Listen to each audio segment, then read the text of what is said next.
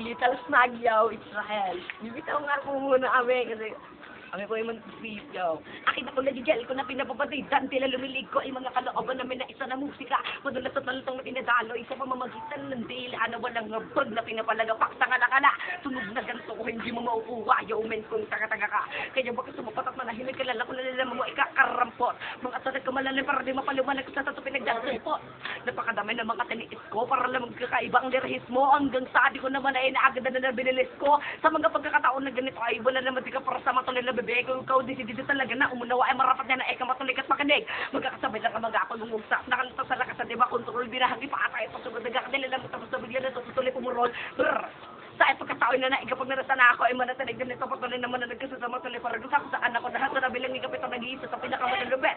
Bilang sumpa ng chakra, lahat ay walang dilap yan ng pangalib ng tersera. Gusto nga, Angel, nawala at tapos sa magsulat na bakit na mabigat. Ipa!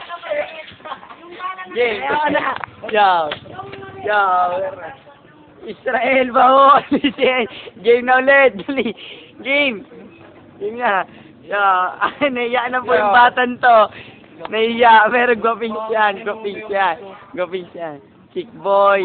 Hindi, nakabrigada! Idol niya doon si Miss Maglas! Little Smag daw siya, men! Ito naman si Ilwan of Dugong Pamilya! Ilwan mo ang dulo! 187 cast, ano? 187 caster.